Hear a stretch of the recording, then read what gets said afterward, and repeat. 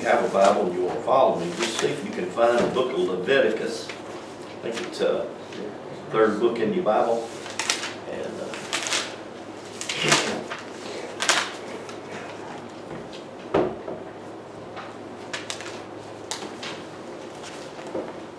probably the most difficult book in the whole Bible to try to understand, the book of Leviticus. And the reason, I think the reason for that being is that we were not taught that the Bible is a book about the temple of God, which you are. Yes. So the Bible is a book about you. We've never been taught that, or at least we haven't been taught that for 1,700 years, since the Council of Nicaea. They got us on a different track, and we've been on that track for 1,700 years. And it's hard to get off the track you've been on, and your parents was on, and your grandparents, et cetera, et cetera.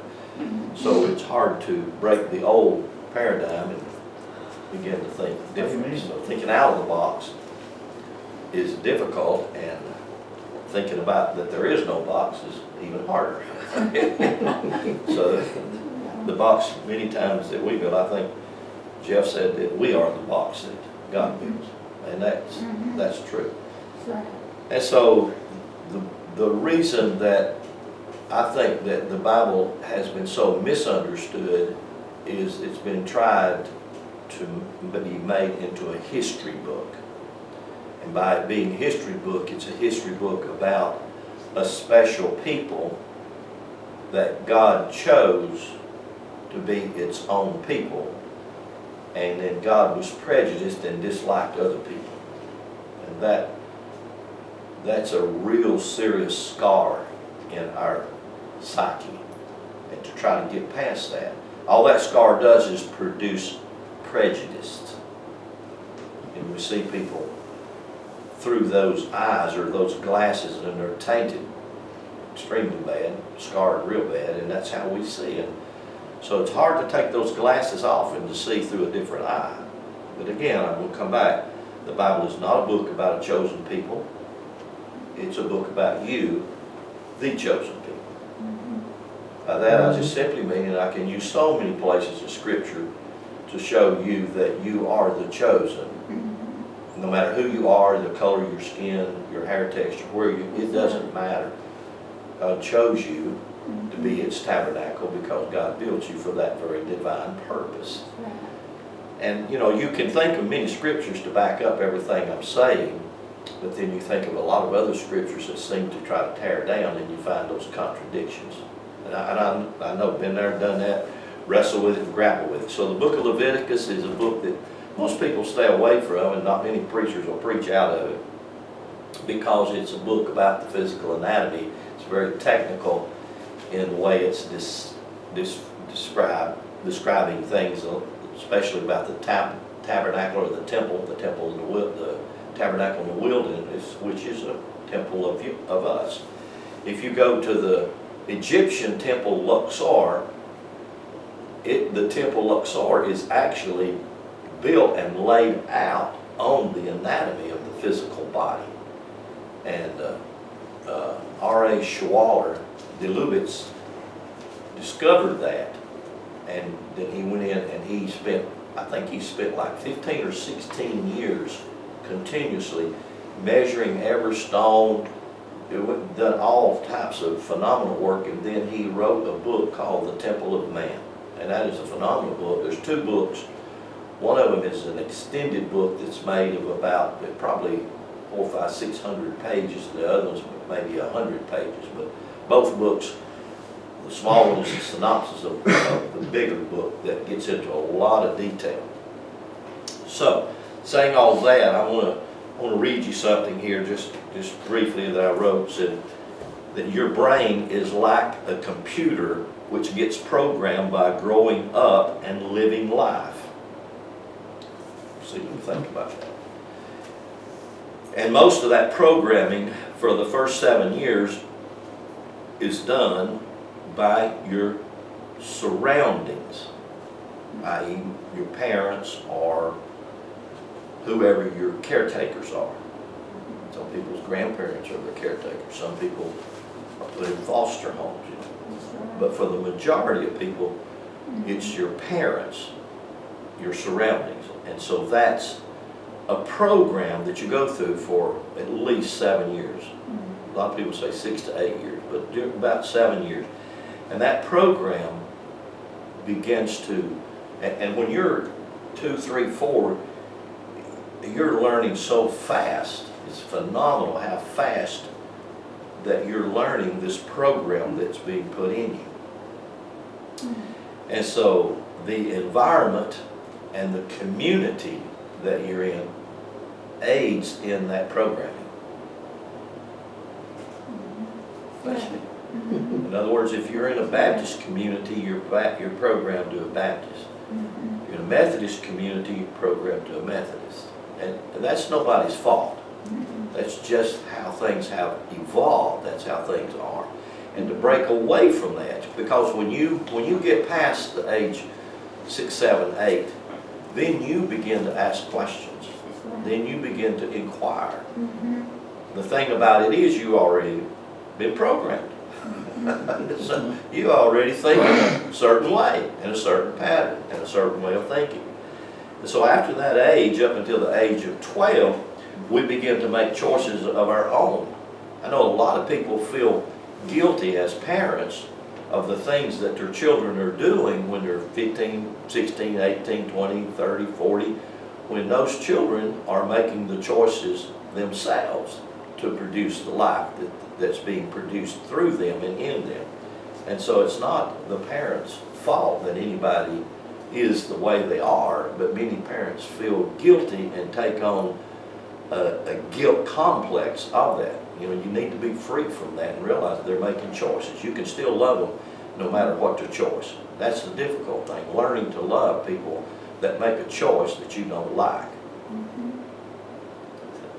Amen. That's where the Father shows us unconditional love. That's where He'll never leave you and He'll never forsake you. You know, those, everybody say, yeah, I think that might be in the Bible somewhere. You're right, it's there. I'll never leave you and I'll never forsake you. Why? Because God loves you, God created you. There's nothing you can do to change that. So, after we reach the age that we have been told, they call it what? The age of accountability. And of course, under the religious tradition, under that, at that point in time, then you're saturated in sin. That's not true. It's if we haven't been taught, we haven't understood what that's about, what sin is about anyway. So the choices are our own, and then for the rest of our natural life, we make choices and live with the results of those choices. That's just the way it is. However, you can teach an old dog a new trick. That's right.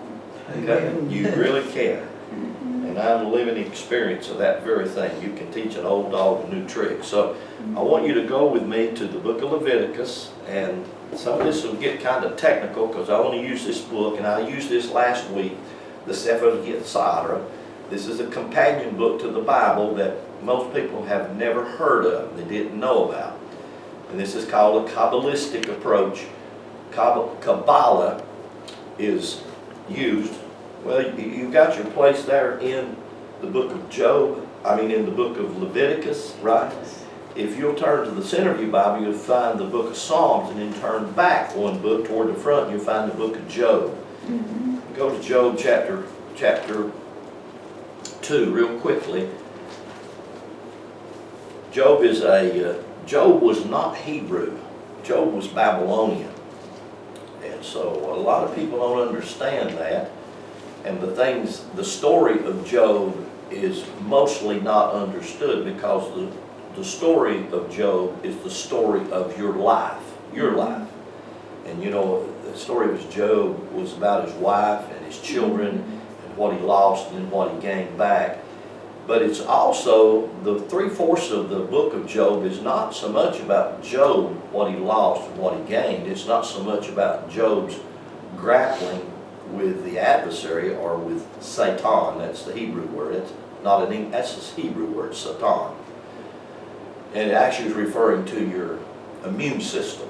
And most people grapple with their immune system and weaken it because of the way we treat our bodies. So our immune system is not strong like it should be and could be, and therefore we are prey to a lot of the things that are in our body. You know, you have viruses, bacteria, you have all kinds of things going on in your body, and they're there to strengthen your body, but it seems like they're there to try to kill your body. Think about it. But 3/4 of the book of Job is not about Job. He's the central character. It's about his 3 friends. And his 3 friends, Bildad, Zophar, and Eliphaz, these 3 friends represent your mind, your will, and your emotions. And those are the things you wrestle with. I don't wrestle with your mind. I can't even hear what your mind's thinking. I don't grapple with your emotions. You do. Those are things that you, Job, wrestle with. Nobody else wrestles with that. You do that. And you spend your entire life doing that. You'll either learn to succumb to those, your mind, your will, and your emotions, or you'll learn to conquer your mind, your will, and your emotions. God's put you here with the ability to conquer your mind, your will, and your emotions. However, most of us never ever reach that plateau. Never. Go our entire life. That's not good, that's not bad, that's the only reason that is lack of teaching. It's for knowledge that we're in captivity. That's what Isaiah and Hosea tell you that. You are in captivity, I'm in captivity because I lack knowledge. So any place that I'm held in bondage, if I can get the knowledge of how to get free from that, and I can think that way, I can get free from it, I can get out of it.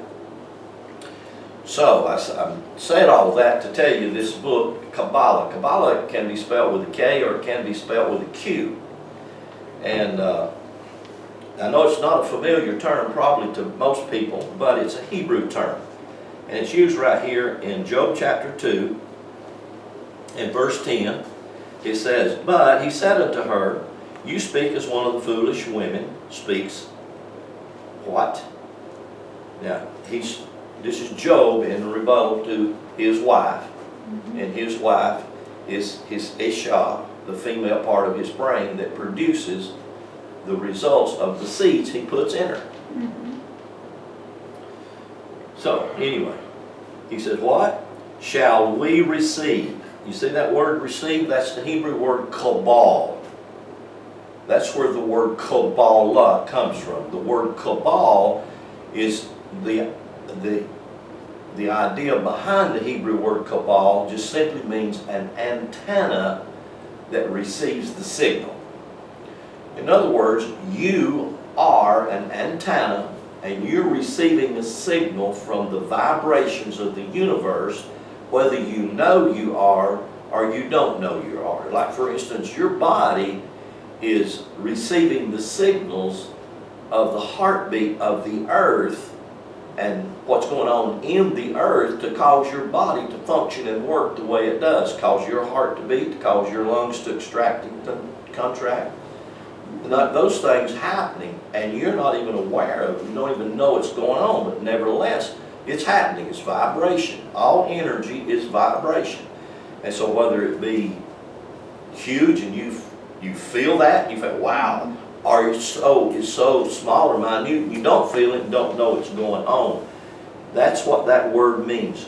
Kabal, receive. Notice what it says. What shall we receive good at the hand of God and not receive evil? In other words, you're going to receive them both. That's what he's saying. He said, you'll receive both. But again, both these words, good and evil, have been grossly misused by the religious community to think if you're good, you might make it to heaven. Might. If you're evil, you sure won't, period. You're in trouble. Not knowing that that's positive and negative energy, not knowing that that's referring to the male, the female aspects about your life and your being. So, by saying that, what I want you to do now, go back with me to Leviticus chapter 17. And follow me through this with me. Look at verse, chapter 17. Look at verse 11. And you're going to be reading from different translations, and so those different translations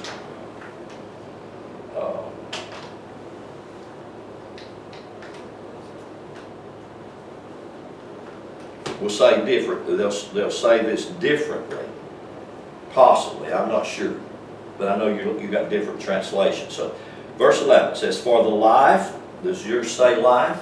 Mm-hmm. Okay. Nobody says soul. No. No. Okay. For the life of the flesh. Everybody say flesh. Flesh. Okay. Everybody's that. So it doesn't matter if it's the New American Standard or Amplified. Says all of them saying the same thing. Flesh. No. Yours say something different. For the life, parentheses, the animal soul is in the blood. Okay, that's the Amplified translation.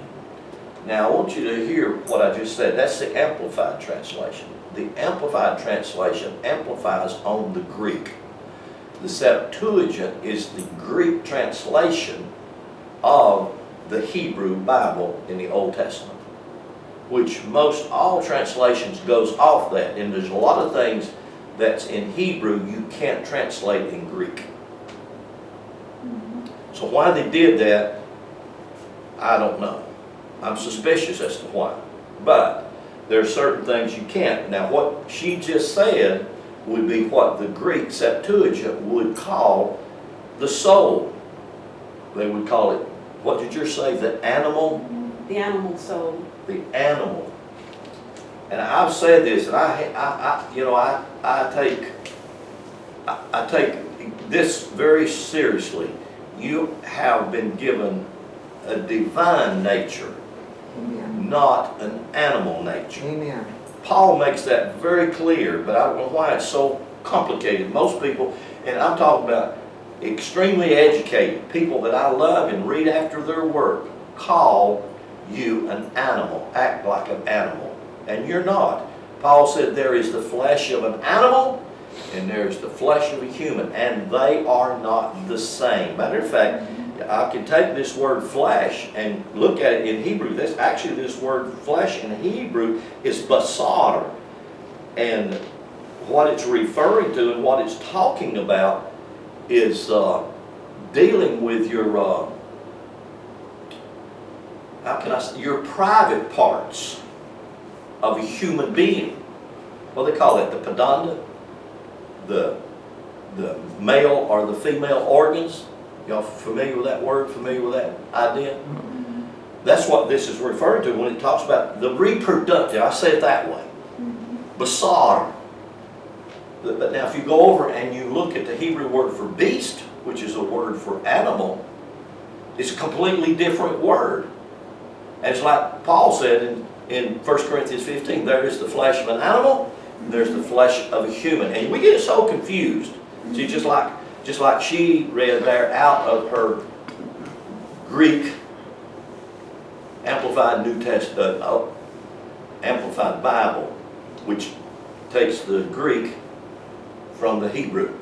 You can't do that in many places, just like right there. You can't. It ain't talking about no animal. It's talking about you. It's talking about your reproductive organs. And it's not just talking about those that you have as a male and a female. It's those that you have individually as a male brain and a female brain.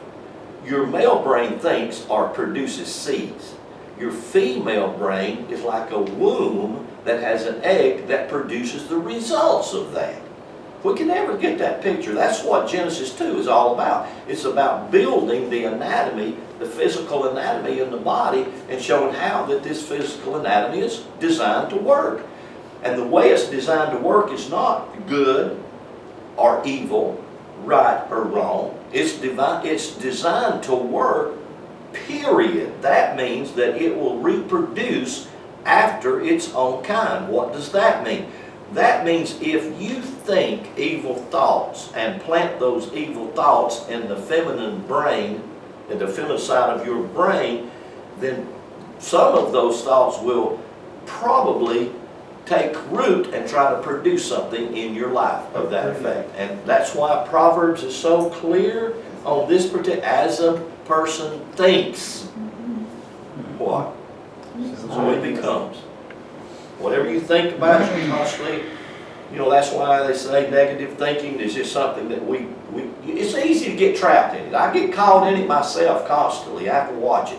If you don't keep a guard on your thinking, on your soul, which is your mind, it's the same thing, the soul and the mind, same identical word, nefesh, in Hebrew, same word for both soul and mind. So you see that word for the life? Everybody's translation says life, right? It's the Hebrew word nefesh. In other words, it's the Hebrew word for soul. Now, why would they do that? Because they very clearly tell you over here in Genesis chapter 2, when it's first used, Genesis chapter 2:7, very clearly it's the Hebrew word, and God formed man of the dust of the ground, breathed into his nostrils the breath of life, man became a living soul, S-O-U-L, nefesh, that's what you became, a living soul. In other words, you become a mind alive. Really? What does a mind do? A mind is not your brain. Your brain is an organ in your body, just like a mind is not your heart. Your mind is not your liver. Those are organs in your body built and designed by the builder of your body for specific purposes. You get one of those organs infected, or you get one of those organs in disarray because of usually the lack of proper eating. Usually we don't eat right, or don't rest, or don't take care of ourselves, and you get one of those organs out of whack. You can get in trouble, don't we? Yeah, we always do. Now, why would they want to take that word nefesh over here in Genesis 2:7 and translate it soul, and over here in Leviticus translate it life? It's the same thing, and actually it means vitality. That's what it means, vitality. But it also means soul and mind. That's the key meaning of that word. So I could say it this way. The soul of your reproductive organs is in your blood. Okay. Now if I said it's in your blood, that this is the Hebrew word for blood. I'll put it up here. Dalit. Final mem. Final mem has a 600 value, and Dalit has a 4 value. You total them up, you got 604. You total them up, you've got 10, and you get rid of that, and you got 1. So actually the blood equals the same thing as the Aleph. In other words, it's a creator. So I'm just doing this to kind of give you an idea of how gematria works with the Hebrew. See, numbers won't ever lie. And that's the thing about it. Numbers just don't lie. They always will tell the tale. So that's the word for blood. Okay? Now, this word right here, if I take the Aleph, number 1, and I put it on the front of this word for blood, do y'all have any idea what that word is in Hebrew? In Hebrew, that's Aleph, Dalit, Mem. You can almost hear it. Aleph, A, Dalit, D, M, Adam.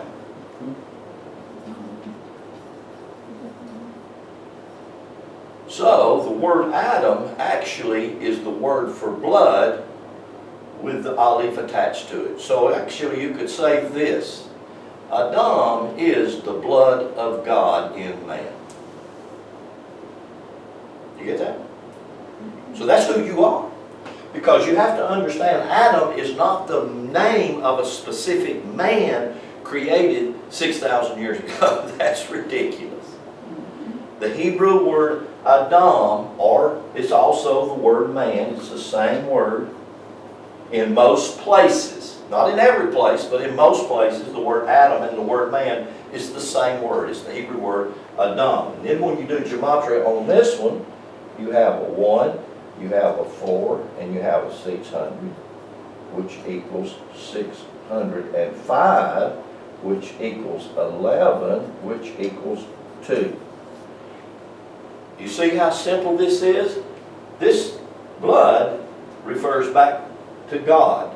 This name Adam, humankind, refers back to the house, container, the temple. Everything that is a container, or a house, or a temple that contains a leaf. Everything. Whether it's an animal, a dog, a human, a rock, it has God in it. So you see how the gematria works there? It's how that one, it'll always work that way. So that you can understand that word and what that word means and how that word will be used. And this is consistent. It don't change, even though they change words. They take the translation, change words. That really is what messes things up, because we don't know how to read it and look at it and see what it's saying. So I want you to look at this again with me. It says, for the life, we can say the soul, the mind, of the flesh. And that word flesh, actually, after I told you, is basar. And if let me put that word basar up here. It's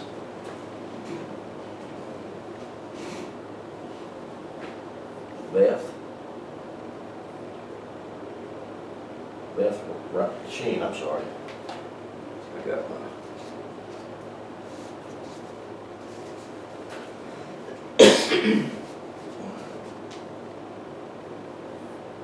Sheen and rash.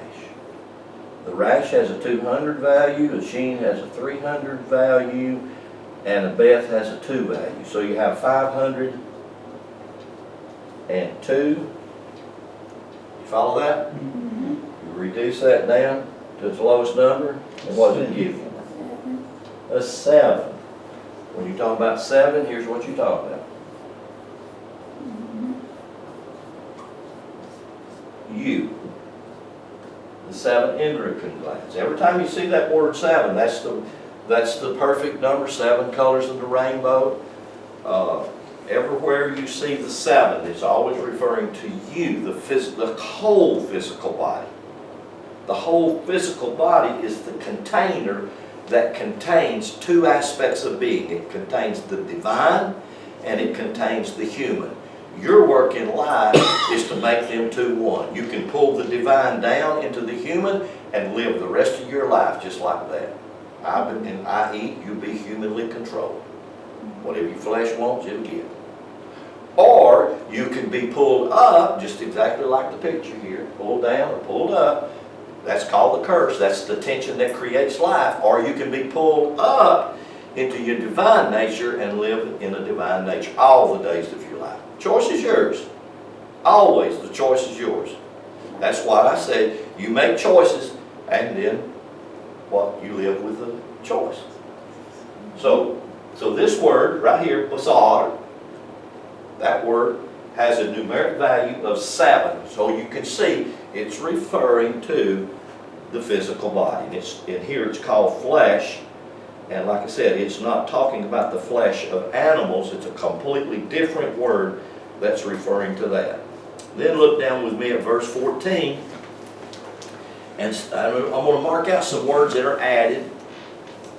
It says, for the life of all flesh, that's the same word, bazar, the blood of it, for the life thereof. Therefore I said unto the children of Israel, you shall eat the blood of no manner of flesh. That word flesh, again, bazar, he's talking about no manner of humankind, talking about the reproductive aspects of the physical organs. You will not eat the life of any of that, for the life of all flesh, talking about the human here, again, the soul, and that word life, again, it's soul, the mind, is referring to that part of you that thinks. For the mind, the soul of all the flesh that is in the blood, whosoever eateth it will be cut off. So he's referring to that part where we eat or we drink or take of that. Now go with me to the book of Deuteronomy. Just a couple books over. You're Leviticus, and then turn over 2 books and you'll come to the book of Deuteronomy.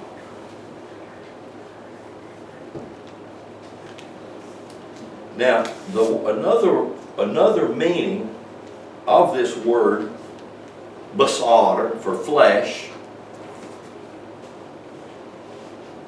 is to, it has to do a lot with Christian song.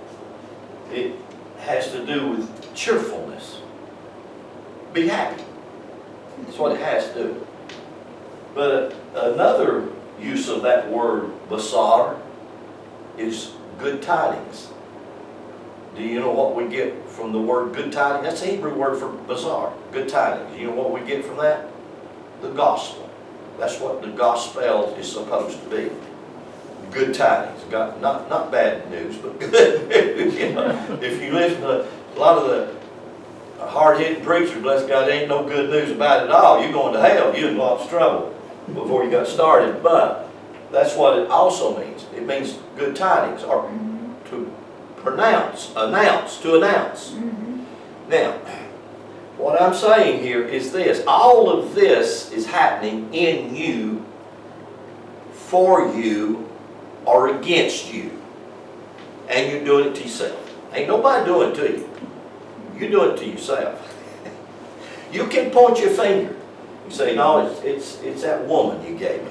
And go back to Genesis chapter 2. If you hadn't given me that woman, if you'd give me another woman, I'd been better off. That one right there, now I'm going to tell you right now, she was the devil. Yeah, it's that. Always when you point the finger, you got 3 pointing back at yourself, right? So you always got to remember, it comes back to the self. It comes back, if you don't take care of you, you won't be taken care of. If you don't look after you, you won't be looked after. You have to, and that's not selfish. That's being honest. That's being taking care of yourself is the key. You have to take care of you. You can't take care of your partner or your children or your. You have to take care of you.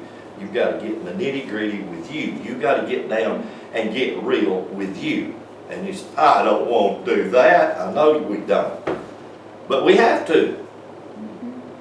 I mean, we have to.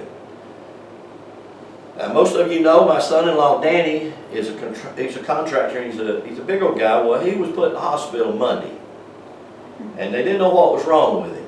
And I went up Sunday afternoon, and he was in one bad shape. His chest was hurting horrendously. His fever would come and go. He was nausea, wanted to throw up. And he couldn't sleep at all. Sunday night, Monday come along, he's still in bad shape. Tuesday morning come along, my daughter Andrea took him to the doctor. The doctor checked him out.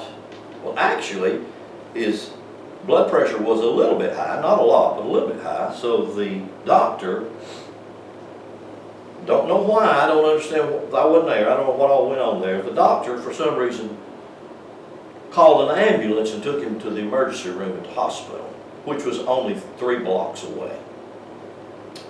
Anyway, they did that, so the hospital got to checking him,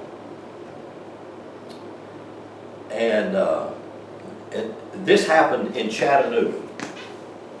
The cardiologist that he went to in Chattanooga sent him to Erlanger, and they put him in the hospital there in Erlanger. And when they put him in the hospital, they come to find out that his pancreas was infected and inflamed, and so his pancreas was not working, and that's what caused him to have the chest pains and nausea and fever, hot and cold, back and forth. And they said, well, we've got to try to flush out your pancreas and get your pancreas in good shape. And you know, I could say part of the reasons why his pancreas got inflamed. And I will say this, I'll say it publicly to all of us. He had too much sugar. All of us in America are addicted to sugar. Sugar is our worst. Sugar is your Satan. Sugar is Lucifer. Sugar is doing everything it can to kill you and destroy you, and we are totally addicted to it, all of us. So don't sit there, oh my God, he's talking about me. No, I'm talking about me. But I did use that moment to come down pretty heavy on my daughter and my son-in-law and their 3 children. And what I said is there has got to be in this household a change of diet, period. There has to be. We have got to change our diet. And I wasn't just talking to them, I'm talking to me. And so anyway, long story short, they kept him for a day or two, and then he got to come home. When did he come home? Saturday? Saturday maybe? I'm thinking. Yeah, he got to come home Saturday. Felt fine, feeling really good, changing his diet. He's eating different right now. And so, but he had put too much sugar, because you know your pancreas takes the sugar that you put in, that your body does need sugar, it does need certain amounts of sugar, but it takes it, turns it into insulin into your blood system. I mean, you know how the human body works is just phenomenal. The human body works is godly. It ain't no other way around it. But the amazing thing about it is everything going on in the physical body, in the temple of God, God knows, and these writers knew, and they put it in this book. And we just haven't been able to extract it out of this book because we see this thing as a history, not as a mystery. The mystery is about the human body, which is mysterious in its own. And it does everything it can to try to live. I had a customer that traded with me 4 years. He owned an insurance company. He was a very wealthy man. He weighed 560 pounds. He couldn't even hardly walk. Always drove a brand new car. Everybody said, you know, he's not going to live past 60-year-old. He didn't die until he's 90. 90-year-old. Being overweight don't mean automatically you're going to just die, because you ain't going to die until it's your time to die. And that's a mystery in itself, period.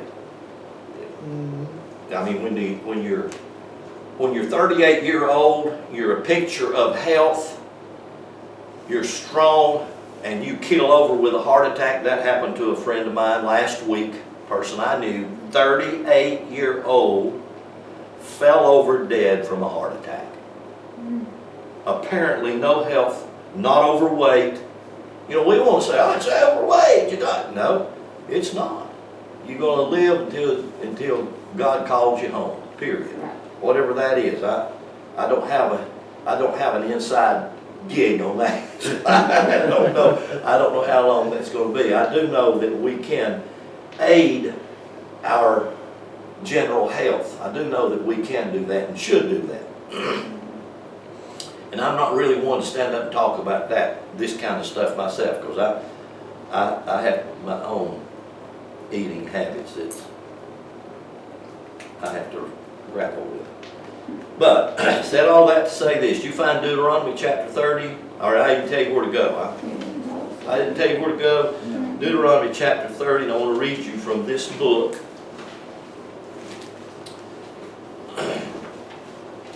The Scythe of Yetzirah. I want to read this to you because I couldn't say this any better. I will elaborate on what this says. And I'm going to have to put the stick man here, and I'm going to have to put this is called the Kabbalistic Tree of Life, because these are one and the same. Okay? 1, 2, 3, 4, 5, 6, 7, 8, 9, 10. These 10 sephirots and this 7 endocrine gland stick man, 7 days of creation, are the same thing. And I'll show you how that works in just a minute. I'll try to. But let me read you this from this book. It says, according to the Kabbalists, these 32 paths are alluded to in the Torah by the 32 times that God's name, Elohim, appears in the creation in Genesis chapter 1. Did you get that? Genesis chapter 1, the name Elohim appears 32 times, and it's called God. It's translated as God. And here's how they get that. The Hebrew glyphs counts like this: 1 through 9, 10 through 90, and 100 through 900. But on the 100 aspect, it goes the Kof, and then it goes the Rash, and then it goes the Sheen, 300, and then it goes to the Tov, 400. And that's the basic Hebrew alphabet. And then you add the last 5 glyphs, which are called finals. They deal with the 5 senses, 4 of them in your head, and the other one covers your whole body. You follow that? So these last ones are called finals. They're not in the base alphabet. There's 22 glyphs in the base alphabet. So when you're looking at the Kabbalistic tree of life, you're looking at the 10 Sephirots. That's the 10 times the word said, which just simply means an emanation of energy. 10 times the word said is used in Genesis chapter 1. 32 times the word God is mentioned, which is Elohim, in Genesis chapter 1. The reason that God's mentioned 32 times is you take the 22 glyphs. All of these 22 glyphs are different aspects about your physical body, different functions of your body. And you take the 22 glyphs, you add them to the 10 times the emanation of God. 10 and 22 is what? 32. 32. So that's how you get this Kabbalistic tree of life and the 32 paths of it. There are 22 connections between these 10 dots, or circles, to give you 32. 32 is a real key number when you get to the physical body. Now, I said that to say, to read this. According to the Kabbalists, these 32 paths are alluded to in the Torah by the 32 times that God's name, Elohim, appears in the account of creation in the first chapter of Genesis. In this account, the expression God said appears 10 times. And these are the 10 sayings which the world was created. Talk about all of creation, everything's created. These 10 sayings parallel the 10 Sephirots. The first saying is said to be, first in the beginning God created heaven and earth. Even though God said does not appear here, it is implied and it's understood that God said that. The other 22 times God's name appears in this account parallel the 22 letters of the Hebrew alphabet. The 3 times in which the expression God made appears parallel the 3 mothers. You remember I told you last week you have 3 mothers. And the 3 mothers is the first one, the Aleph, the Mem, and the Shin. Those are the 3 mothers. Aleph is the life, death, male, female, creative aspect of your being. The 40, the Mem, is the physical anatomy. Water. That's what it is, water. And if you'll notice, every time you'll see the word 40 or 400, it'll always have to do with tests and trials. Jesus went into the wilderness how long? 40 days.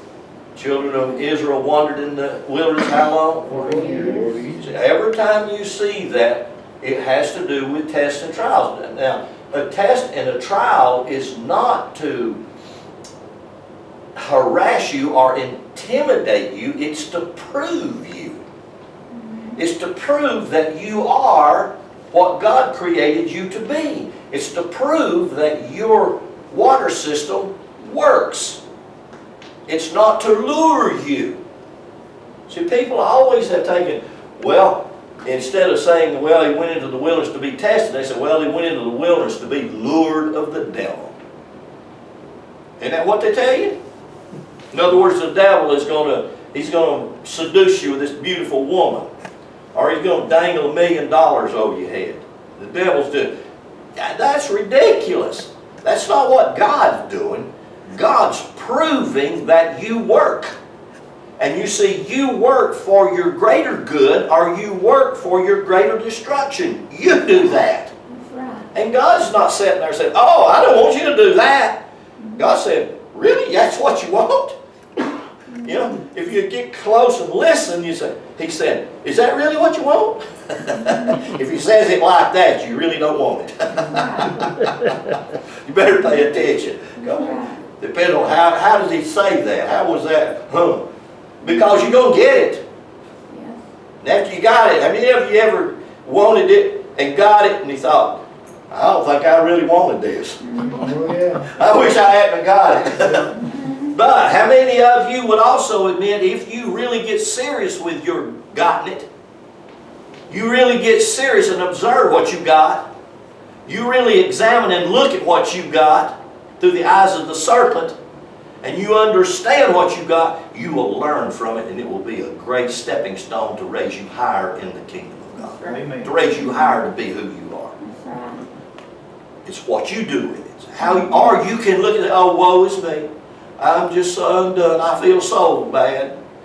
I'm just going to crawl back in bed and pull the cover over my head and say, oh, I just can't make it.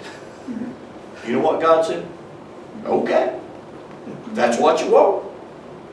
Go to it. Enjoy it. Enjoy your misery. God, don't so many people live like that. When all you got to do is just learn that you can address that. You have the power in you. You have the ability in you. You have the God in you. You are God manifested in that body. Right. Act like it. Be it. Do something about it.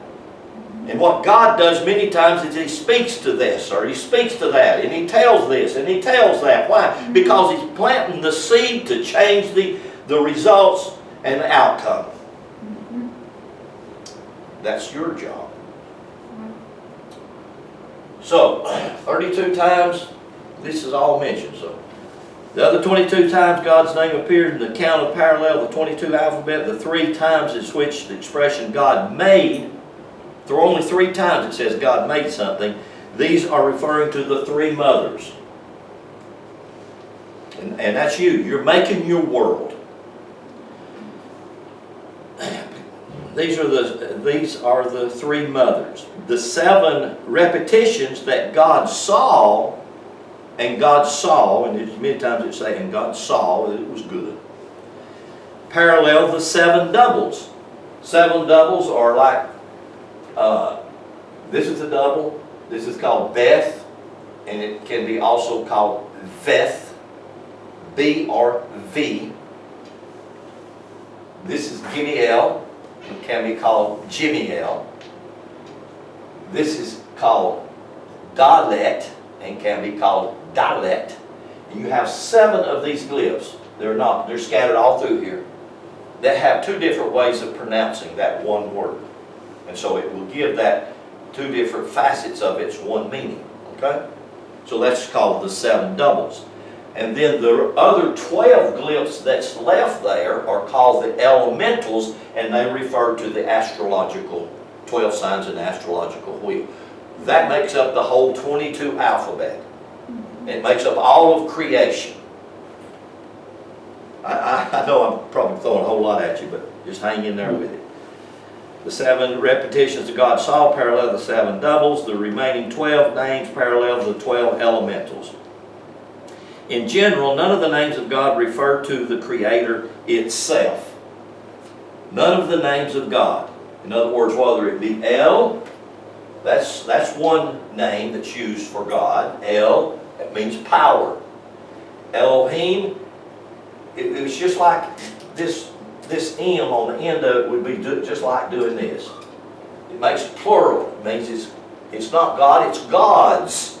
Why? Because the Elohim is referring to the 12 different aspects of the astrological wheel. Those are the 12 elementals that's in it. All of this works together to create you and you to create your world.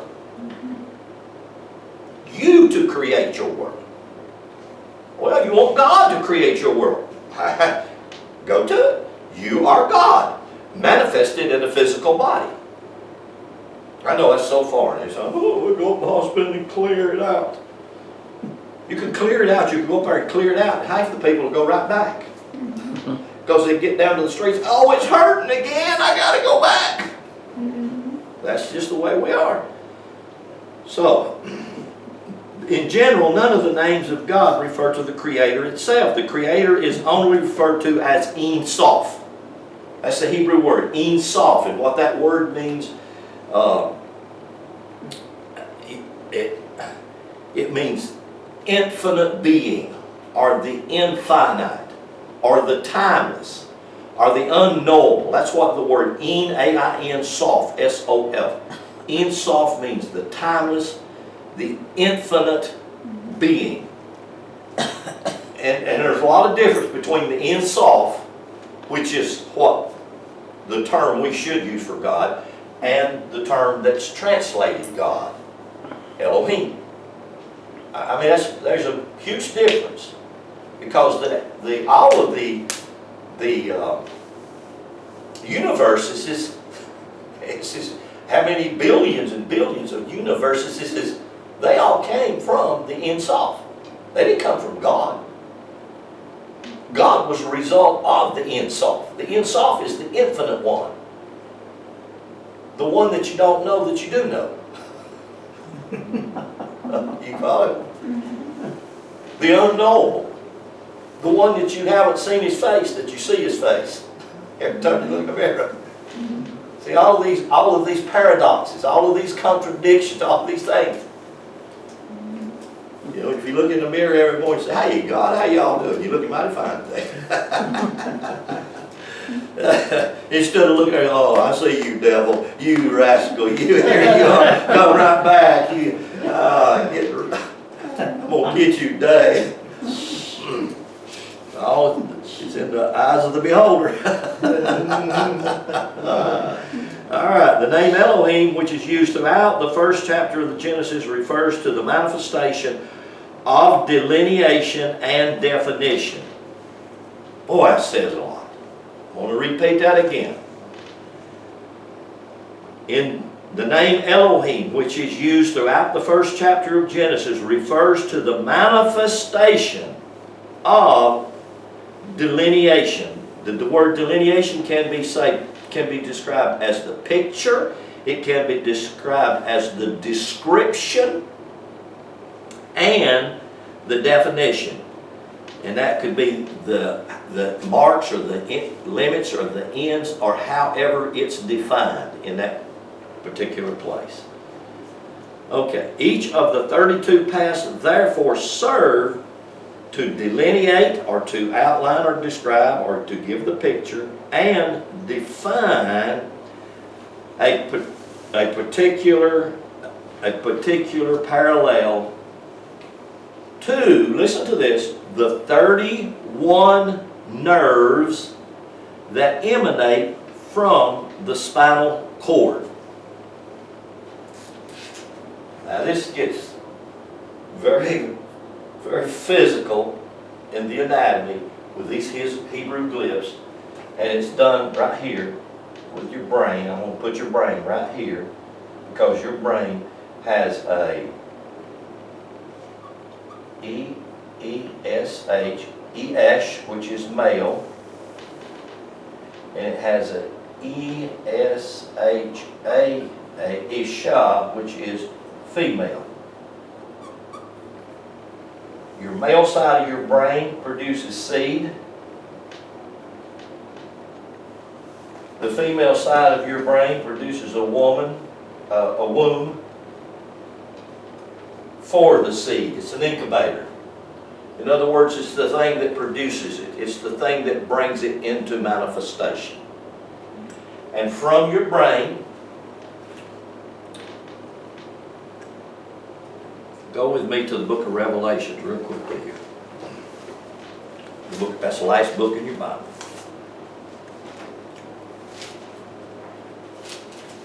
And by the way, the book of Revelation is a revelation, that's the word apocalyptus in the Greek, it's a word, it means the uncovering or the unveiling.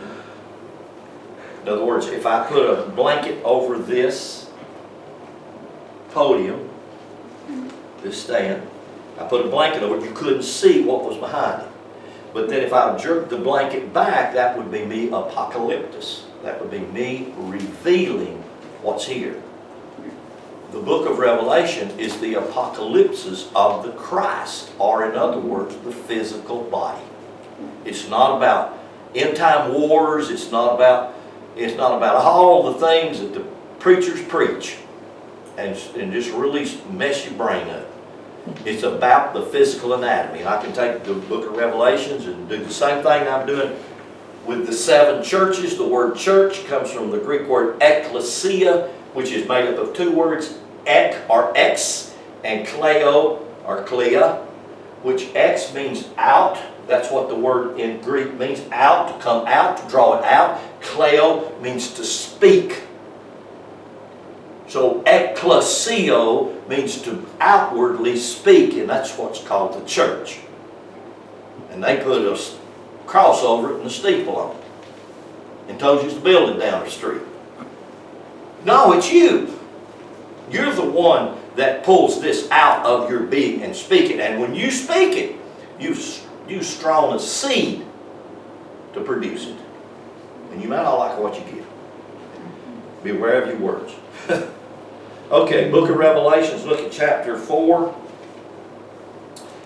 Chapter 4, verse 4, it says, and around about the throne, by the way, this is called, at the top of the Kabbalistic tree, this is called the crown. The crown, that's what it's called, or the throne.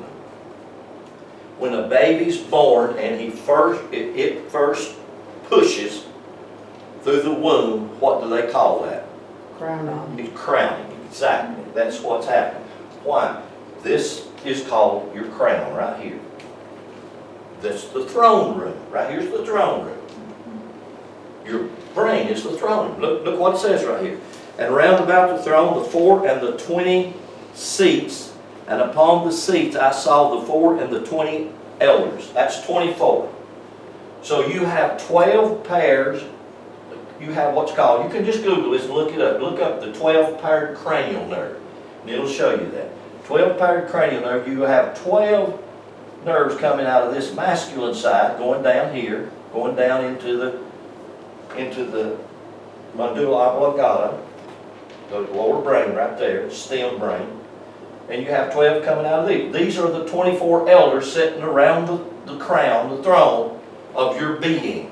And they go into one major spinal column nerve, and this is exactly what he's talking about here. And I'll read it to you again. It parallels the 32 nerves that emanate from the spinal cord. The 32nd is the highest path, corresponds to the entire complex of the cranial nerve. So this right here is referring to these 32 Kabbalistic, both the Hebrew glyph and the Kabbalistic tree of life. Let me read it a little bit further. The 32nd and the highest path corresponds to the entire complex of the cranial nerves, which are 12 in number.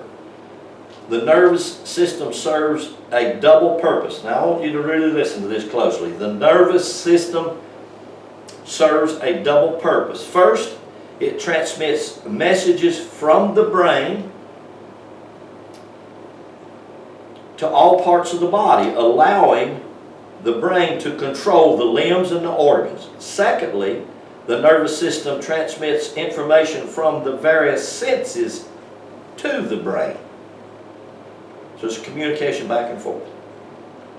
4 of the senses, the sight, the hearing, the taste, and the smell, come directly through the cranial nerve, which are entirely in the brain. The impulses that come from the lower 32 nerves deal primarily with the sense of touch, feelings, i.e. your emotions. Because your emotions are in your whole body. Your emotions in the tip of your toe. If you don't believe me, stump your toe and see how emotional you get. Yeah. Your emotions are all over your whole body. But your sight's just right there, just in your eyeball. Your hearing's just right here. But those are all called physical senses. They all deal.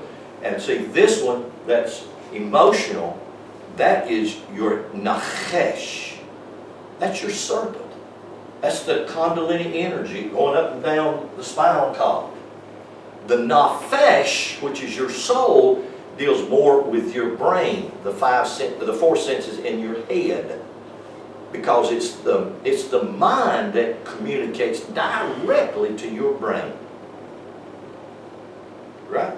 You follow that? So let me read just a little bit more and we'll try to unhook here. The nervous system transmits information from the various senses to the brain. Four of the senses, sight, hearing, taste, and smell, come directly through the cranial nerve, which are entirely in the brain. The impulses that come from the lower 31 nerves deal primarily with the senses of touch, feelings, and emotion. Like the nerves, each of the 32 paths is a two-way street. First, it is the channel through which the mind exerts control over creation. Did you get that? It's where the mind, you don't confuse your mind with your brain. Your brain is an organ in your head that responds to your mind. Your heart responds to your mind. Your heart is an organ in your body. Your mind is that which creates thoughts. That's what a mind does. Your mind is more external than it is internal. It's external, but what it does, it makes suggestions that go internal. You ever have, well, I just thought of something. Where did that come from? It didn't come from in here. It come from out here. It comes from the collective aura. Now listen to this. The collective aura that you have that you can't see, that part of it's your daddy and part of it is your mama. And it don't matter if you was raped. You still have that auric field that was your RNA from your father, your RNA from your mother that created the DNA that you are. So you're the product of mom and daddy. Period. That don't mean you're like them. That don't mean that you have to reproduce the way they live their life. I broke that mold years ago. I remember the first time, because I had exalted my grandpa to be God's big brother. My grandpa was really my mentor. And I really highly respected my grandfather. And so when I started studying Scripture, my grandpa was a diehard Baptist. And he was a real firm, diehard Baptist.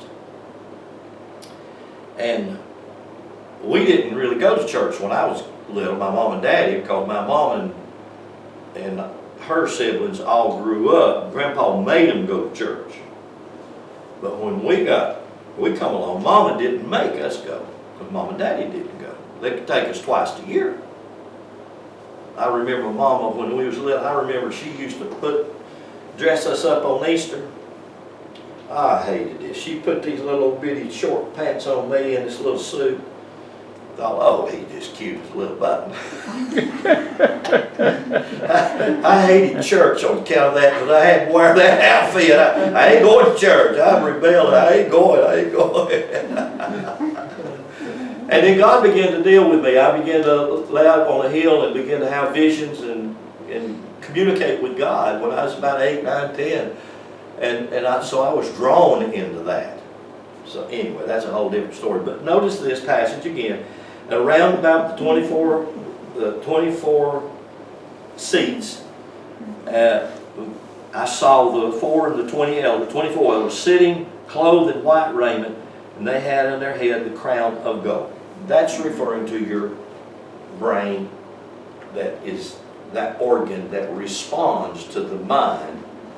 That's all about you. That's part of your whole being. So like the nerves, each of the 32 paths is a two-way street. First, it is a channel through which the mind exerts control over creation. Second, however, It is also the path through which man can reach the mind. It's two-way. If any individual wishes to attain a mystical experience and approach the mind, he must travel along these 32 paths, which I have here, put them up here on the board. And so as, you know, as we grow and as we awaken to who we really are, what God really created us to be, we realize that God has set before us, it's what we were going to read in Deuteronomy, God has set before us the ability to choose. And whatever we choose, God honors that choice. And again, that choice may not be for your greater good, but nevertheless, God honors that choice. You see, God is just not a dictator. God is not. God is a creator. He goes along. And sometimes He just goes along to get along. You know, because He loves us. Cares about us. Wants for our greater good. Yes. Oh, okay. I know that's a whole bunch, so. Amen.